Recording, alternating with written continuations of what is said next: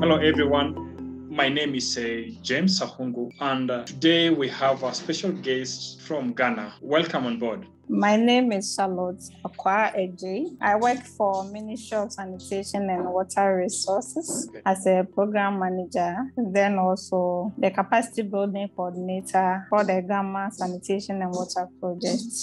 Please take us to a brief geographical setup of your Accra city. Greater Accra region is one of the 16 regions in Ghana and is the capital city of Ghana. We have 25 districts within the Greater Accra region where the project was implemented. We have the Ministry of Sanitation and Water Resources, also the head office in Accra, and then the project coordinating unit is also in Accra. What was the situation in the Greater Accra Metropolitan Area before the introduction of the GAMA Sanitation and Water Project? So before the introduction of this project, we realized there is a gap in the low-income urban communities where people cannot afford a price of a household toilet, which is around like $600. And these are the people who practice open defecation, especially Accra being a coastal city along the beaches and all over. So for us to be able to bridge the gap between the poor and the rich, there was a need to come up with an intervention to increase access to improve sanitation and water supply in these low-income communities. When was the formulation of the GAMA Sanitation and Water Project done? So the project commenced in 2014 and was closed in December 2020. And when we did the beneficiary assessment and the project reports and all that, it was recommended for additional financing to continue the project. So now the implementation is not only in the GAMA area, but has also been extended to GKMA in the Ashanti region. What was the main challenge or issue being addressed by the GAMA Sanitation and Water Project? So the first challenge was to address the deficit in the household toilets and then also to improve sanitation service delivery when it comes to liquid waste in our low-income communities, and then also to provide the gaps in the water supply when it comes to low-income communities. Especially, there was a cholera outbreak in Accra, and most of these hotspots were in these low-income communities because they did not have a potable or quality safe water to use. And since implementation of this project, we have not recorded a single cholera case in these communities. What framework conditions were considered in the implementation of the GAMA Sanitation and Water Project? So the project had 4 components. So the first, the component 1 was to provide the sanitation and water services to these low-income communities. And the component 2 was to extend the distribution network to these communities. The component 3 was to plan a GAMA-wide environmental sanitation services. And then the component 4 was institutional strengthening and then capacity building. Who were the actors or stakeholders involved in the GAMA Sanitation and Water Project? So we have the Ministry of Sanitation and Water Resources. There's World Bank. There's the metropolitans and the municipal and then district assemblies. They are the main implementers of the projects. Then we have the community members. The community leadership is there, so like the chiefs.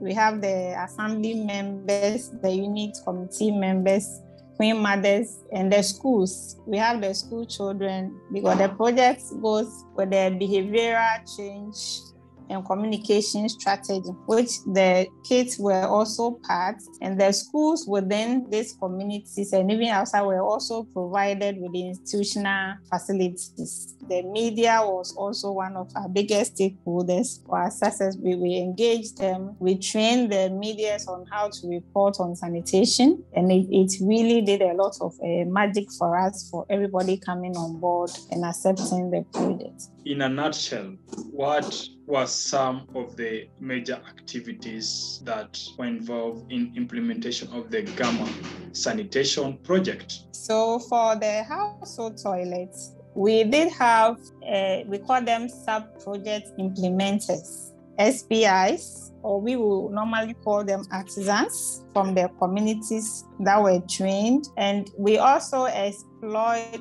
a lot of technologies that will fit into these communities that they have just a little space, and they are also tenants. Their livelihood or their income is very low, that they will be able to pay the subsidy. So like we give a subsidy on the toilets, and then the beneficiary also pay a percentage to get a toilet. But we have these SPIs in place in the municipal assembly. So every district have some SPIs that they are working.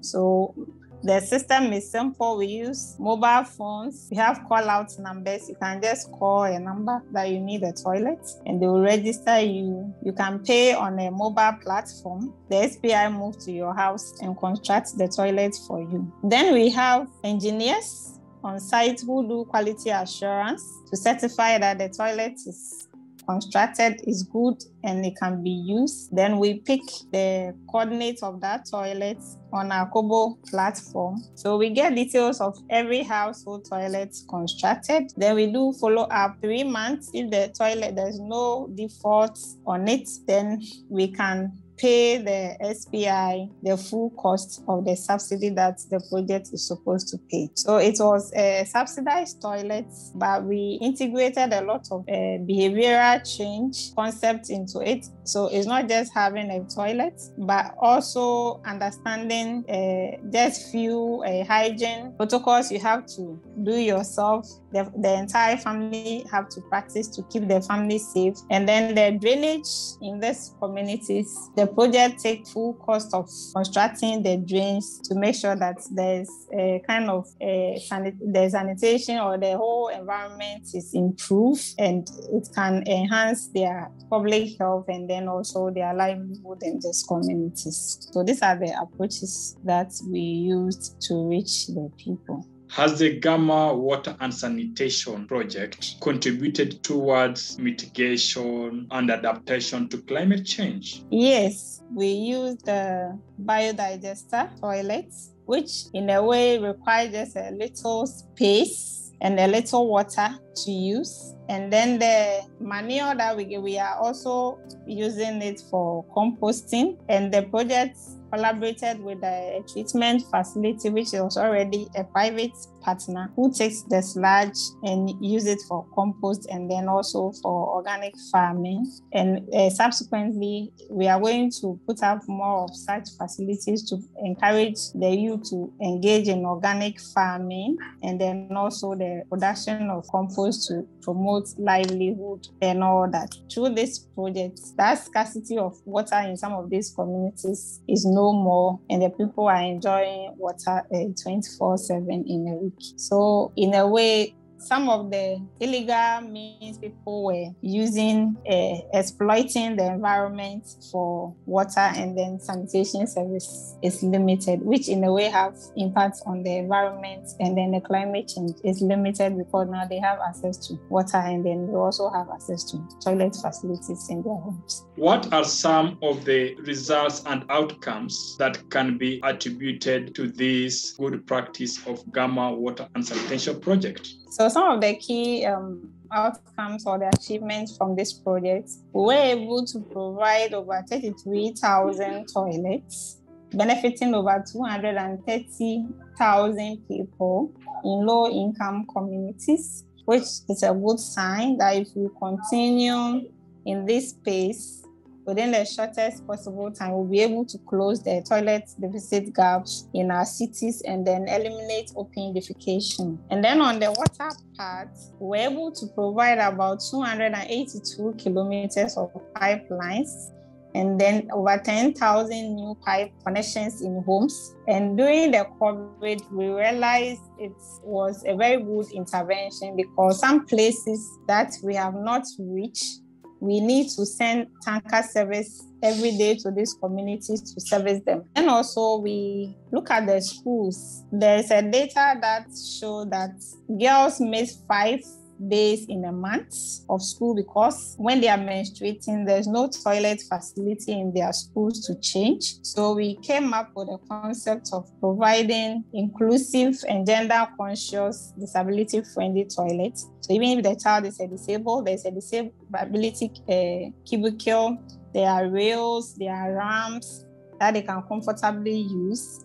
We have a changing room for girls that when they are in their period, they can still go to school. And then also the age specific was also considered, is separated for boys and girls. So the boys have different blocks, and it has become a concept now for Ghana Education Service that every school toilet that is being constructed should follow suit to make sure that our children are safe and they are confident and they feel okay to go to school even when they have challenges. We also employed a tool of technology, digital technology. We did a hackathon to also bring up the youth into the sanitation sector, that we can also use technology to enhance service delivery. So we have one app we call SCCAPS, which we use to collect sanitation data. It gives us a very good picture of a community, that they have the percentage of houses with toilets, those without, those with water, those without.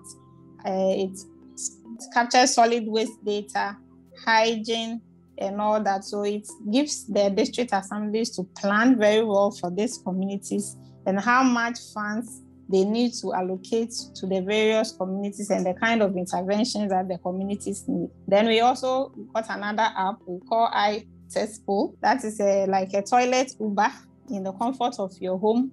You can use this mobile app and just order for a cesspool service in your home to come and dislodge your toilet for you.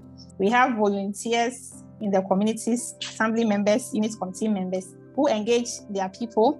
Then they just go to the assembly, they register them, take their number, their details, and then the SPIs move in to do the construction. So all these approaches was a participatory approach, which was done at the local level, that we think that is it gives you a strong collaboration with the people themselves, the beneficiaries, and they appreciate what you also provide for them. And then also with the drainage that we did 2 big drainage on our highways, and one area was a flood prone, that when every year there's flooding there, that 2 regions are separated. If you're in Greater Accra, you cannot cross to Central region where it rains heavily, but the project also did this drainage, and now when it rains, you can still use the route without any floods. So these are some of the key outcomes that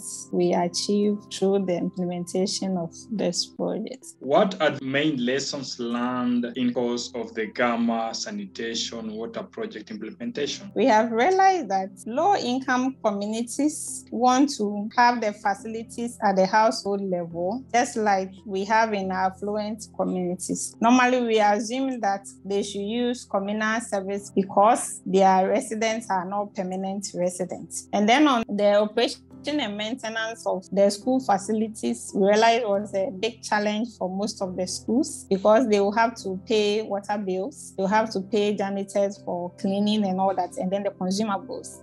But the percentage that they receive from government was not enough for the O&M. So we needed to engage the PTA, the Parent Teacher Association, to help and support the schools to maintain these facilities so that they will last longer. And then also looking at the entire value chain, we realized that you cannot just provide the access and leave the rest. We needed to also build the market for sanitation. We needed to build the capacity of these SPIs. The district assemblies have the mandate or the responsibilities to do all this for the communities, but they do not have the funds to do that. They have large geographical areas, they cannot cover everywhere. So most importantly, they leave the low-income communities outside their target because they do not generate a lot of revenue from these communities. And therefore, there's a need to invest in them. And if you invest in these low-income communities.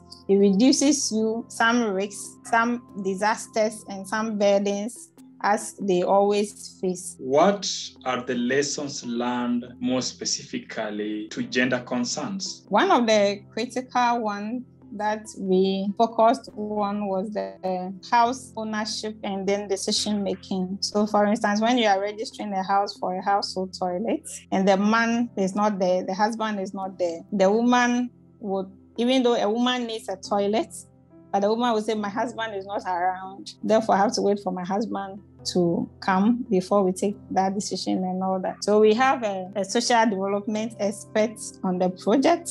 And I think one of the gender-conscious facilities that we did, we also considered the disability girls who are also neglected in most of the homes. So when you go to a house and you have any disabled person, then you know the kind of facility that we put on that compound to make sure that they can also use the facility.